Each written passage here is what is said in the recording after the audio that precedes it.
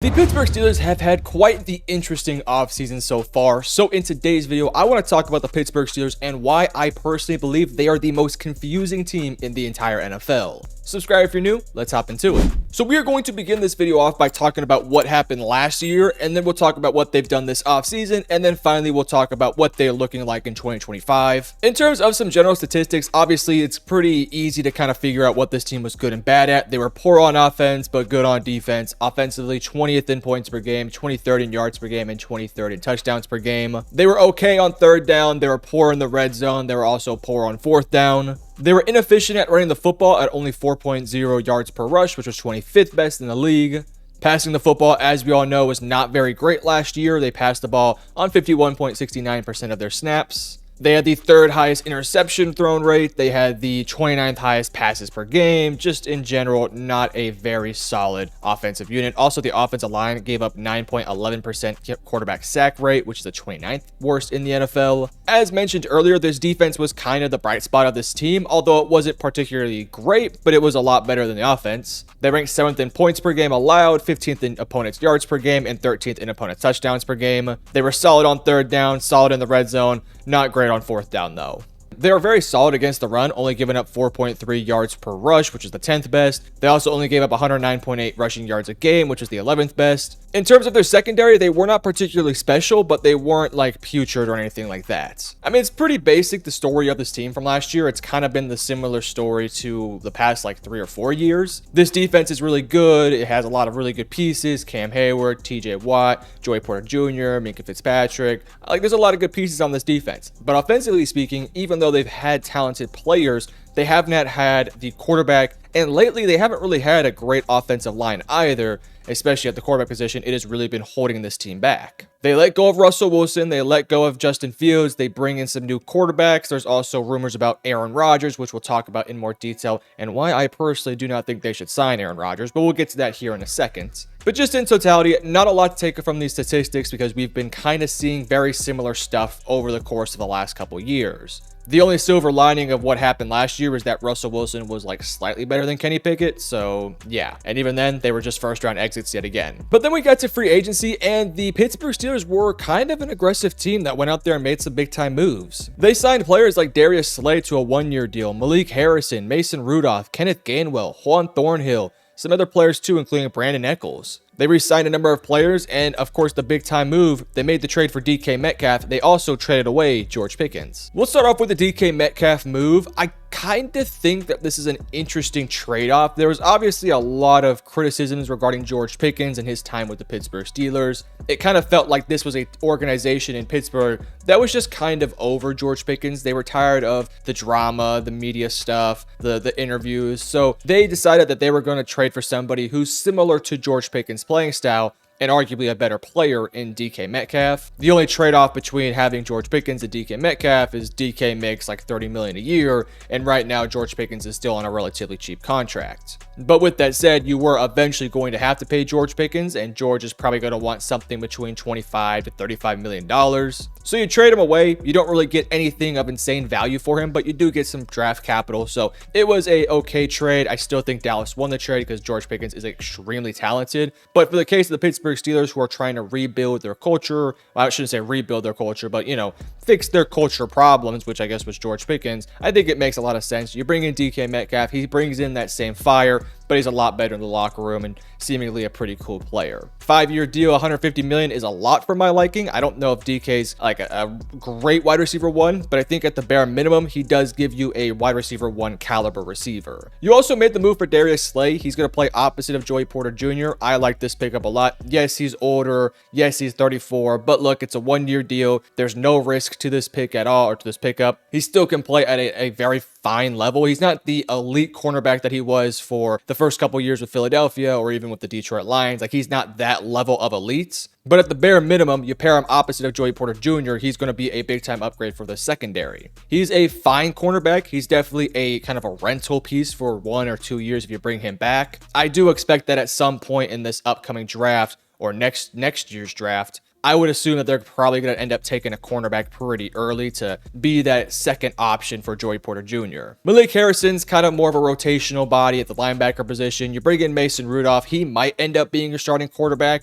I also think that Will Howard will also get a shot there too. Steelers fans already know Mason Rudolph. They've seen it firsthand. He's the guy that got hit in the helmet by Myles Garrett. So yeah, you know Mason pretty well. Other than that, just a couple rotational bodies. They did bring in Brandon Echols, who played for the Jets, started a lot of games, made a lot of good plays. It feels like the past couple years he's gotten a little bit worse and worse, but as maybe a temporary starter in the nickel, or maybe he can play on the outside here and there, I think it was a fine quality rotational pickup. So in totality, I thought their free agency was interesting. I thought it was productive. I didn't think it was necessarily mind-blowing or anything like that, especially after you trade away George Pickens. You feel like a guy like DK Metcalf kind of just replaces his productivity. But I still feel like it was a productive and good offseason in terms of the free agency portion. But let's go ahead and hop into the draft, where there was a lot of controversy surrounding these picks when that first round pick came about. So in the first round, they selected Derek Harmon. Now, for starters, I want to talk about Derek Harmon before we talk about the Shedeur Sanders side of things.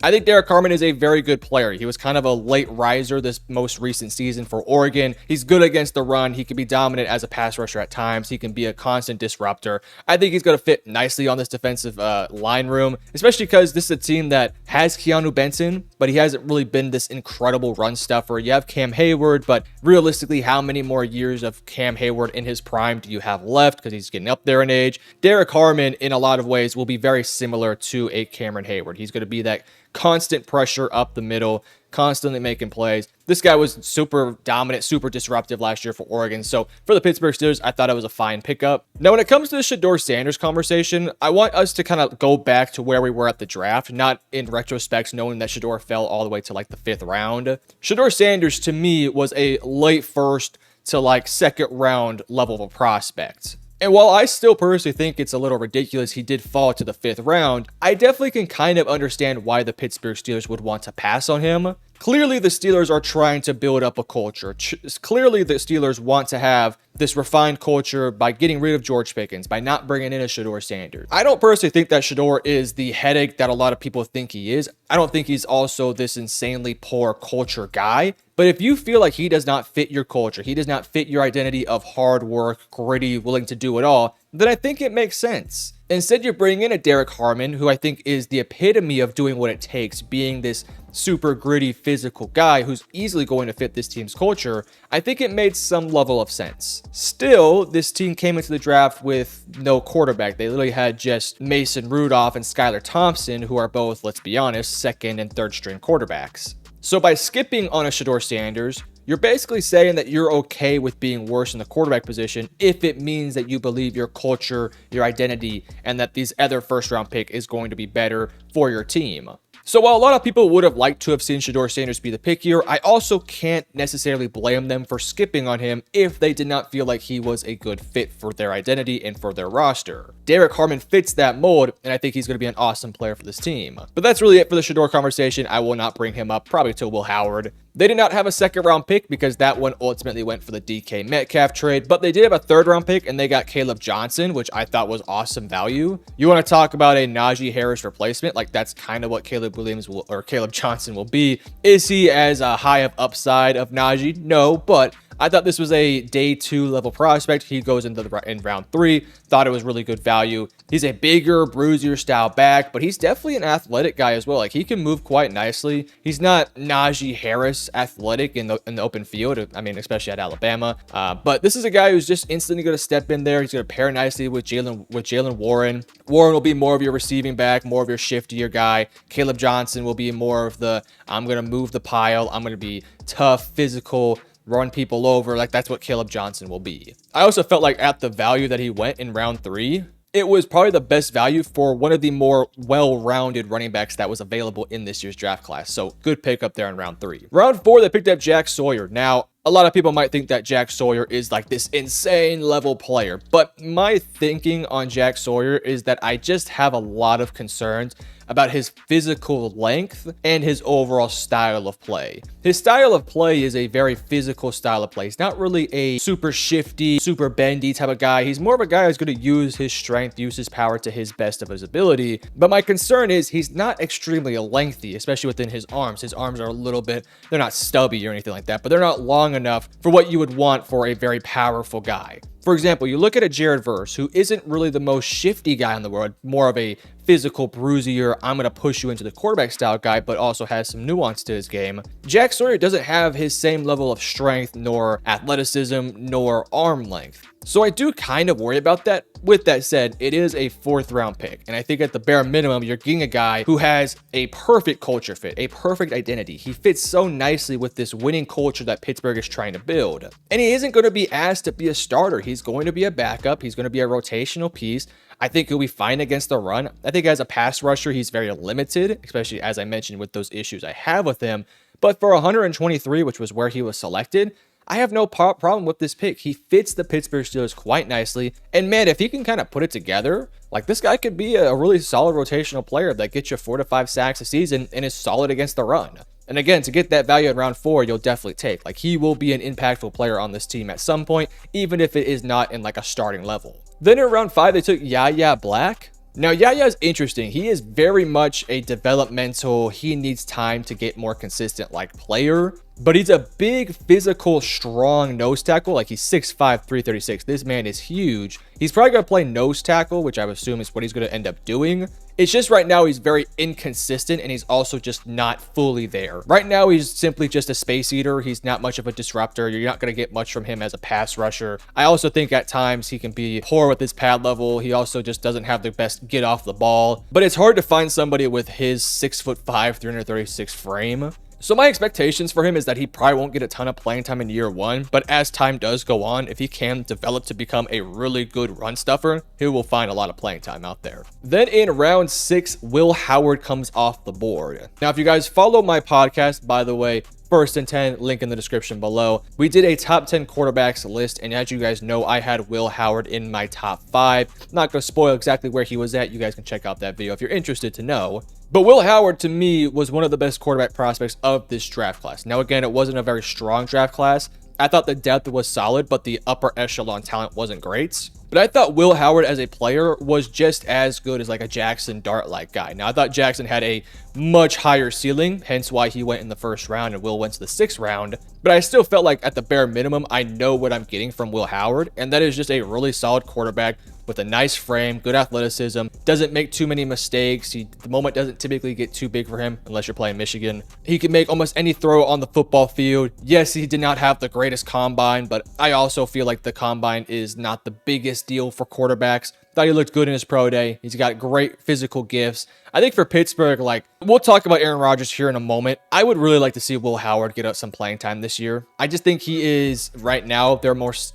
talented player on their roster. I also just kind of think if he hits his ceiling, he's a much better player than Mason Rudolph. So, I don't know. We'll have to wait and see on that one. And then around 7, Carson Bruner and Dante Kent. Not too sure about these guys. These are probably more rotational bodies. Maybe they'll get some playing time here and there, but more than anything, special teams, depth bodies, practice squad level guys. So in totality, I thought their draft was really productive. This was clearly a draft where they wanted to build up a winning culture. They wanted to win with their identity. They wanted to bring back that Pittsburgh Steelers gritty, toughness, willing to do whatever it takes like mentality. And that's what they did. Bringing in a Harmon, bringing in a Johnson, a Jack Sawyer, a Will Howard, a Yahya Black. Like, this was clearly a culture and identity built draft. And I think in future years, it's going to do them wonders with this culture they're building. But with that said, what is this team going to look like in 2025? Well, I'm gonna put it kind of nicely. I don't think it's going to be particularly great. Now, let's start off with the Aaron Rodgers conversation. I am of the mind that Rodgers will be signing with the Pittsburgh Steelers at some point. It feels like there's so many hints, there's so many people who think he's going to sign there that it almost feels inevitable. But in my personal opinion, and you are more than free to disagree with me 100%, but I personally believe that I would not want Rodgers on this team. Number one, you just went through this whole draft of building this culture and building this identity just to bring in one of the weird guys out there who doesn't fit a lot of cultures in Aaron Rodgers. Now, I'm not the biggest Rodgers fan, but I'm also not the biggest Rodgers hater. I don't think he's this absolute locker room cancer like some people think he is. But I don't know, if you're trying to build this culture of gritty, tough, willing to do whatever it takes, I just don't know if at this stage of his career that Rodgers is, that level of a guy. Like, I think Rodgers is a great quarterback, but he's 40 years old. He's not going to do whatever it takes to win. He's not going to run over people like Will Howard might do. He's not going to do that. I also just think, look, he's 40 years old. Yes, he's probably the best quarterback they'll have on their roster, but this team is not good enough to win a championship right now. They'll make the playoffs. I mean, with Rodgers on the roster, they will be a playoff contender, but they're not going to make a deep playoff run, even if Rodgers is playing at a very solid level. I'm not expecting MVP Rodgers, but if he's playing at a very high level play, better than what he did last year for the Jets, yes, this team can make the playoffs, but they're not beating the Chiefs. They're not beating the Bills or the Ravens. So for me, why even waste your time? Why bring in Aaron Rodgers, who can sometimes be that locker room, I don't want to say cancer, but disruptor, ruin your culture in some ways, probably piss off a lot of people along the way, just to be about the same level that you'll be with or without him? Like, if Mason Rudolph is the day one starter, this team will win 8, 9, maybe even 10 games next year, just because Mason's a fine enough quarterback to do so. And this roster with this coaching staff, they'll get to that point. But with Rodgers, you're a 9 to 12 win team maybe, and even at that level, they're not winning a Super Bowl. So why even waste your time? To me, it doesn't make a lot of sense. I would much rather go into the season with this current quarterback room, let Mason Rudolph start. If he sucks, put in Will Howard, see if he can do some things, have a quarterback battle for that quarterback 1 spot, that quarterback 2 spot. This team needs another year of retooling before it can seriously contend. Now, outside of the quarterback room, I do think this team is fairly talented, but just has a lot of unprovenness to it. You lose Najee Harris, but you have Jalen Warren and Caleb Johnson. I kind of feel like that's a very similar room to what they had last year. Jalen Warren hopefully can stay healthy. Caleb can be now that number 2 option. I do think at some point Caleb will become the number 1 option, more so because I think he better fits what Pittsburgh wants to do on offense. Receiving core wise still has a lot to prove. Obviously, DK Metcalf is your number 1 receiver, but I guess your wide receiver 2 is Calvin Austin, who is a fine undersized receiver, but can kind of play on the slot, can play on the outside. Very good athlete, can move nicely, good route runner. I think right now he's best suited as a wide receiver 3, but it's okay that for this year you have him as your wide receiver 2. Then you have Robert Woods, who I don't know what you're getting from at this stage of his career. Yes, he's a veteran. He has some nuance to his game, but a very limited athlete. You're not getting much out of him at this stage, so I don't know about that one. You took Roman Wilson last year. He didn't really play much last year, I believe, because of injuries. He's kind of similar to Calvin Austin. I mean, he's basically a pure slot receiver. I don't know about him too much. And outside of that, you have Ben Skoranek, you have Scotty Miller. I'm not sure. So I think that is a massive problem this team has to address next year. They have to find a really reliable, and honestly, I would love to see a very shifty guy too, a well-sized, shiftier athlete who's your wide receiver 2. Then your tight ends are the same: Pat Freiermuth, Darnell Washington. Your offensive line also is the same from last year. I must admit, this offensive line was disappointing last year, but Troy Fautanu will step in at right tackle, hopefully this upcoming season if he can stay healthy. He did not look great in the preseason, but obviously it's just completely hard to judge him off of that. Hopefully he can step in there, have a good offseason, play well in the preseason, and be a lockdown right tackle for them. Mason McCormick, Zach Frazier were guys who they took in last year's draft, and I thought both those guys performed very well, particularly Zach Frazier. Both those guys were good value picks. They'll be potentially starters on this offensive line for the foreseeable future. Isaac at left guard, I'm not going to say his last name. He's a good player. He's solid. Broderick Jones is the one that I really want to see the step forward with. I thought last year he took a bit of a step back. Struggles with penalties, struggles with sacks, just did not have a good year last year. So he's a talented player that we have to give some more time to, but we'll have to wait and see. I think he needs to make a big jump this upcoming season. And then defensively speaking, this defense did get better this offseason. It's a very similar unit to what you had last year, but year 2 of Peyton Wilson, you bring in Derek Harmon, you also bring in Darius Slay. I expect this defense to be just as good, if not slightly better from what it was last year. It was a borderline top 10 unit last year. I think this year they can probably work inside a top 8 unit this upcoming season. So with that all said, I'm still very confused about what this Steelers team is going to look like in 2025. On one hand, I could see this defense carrying this team to 10 wins again, because I do think this offense, even though they did bring in DK Metcalf, will not be great. Even if Rodgers is the quarterback, I still don't think this offense is going to be like a top 15 unit. So because of that, I think they do have a very limited ceiling, which is, and I hate to say it, a first round exit, maybe a second round exit at best. But I do think this defense is taking nice steps forward. It also got a little bit younger in some rooms. You get some vets here and there.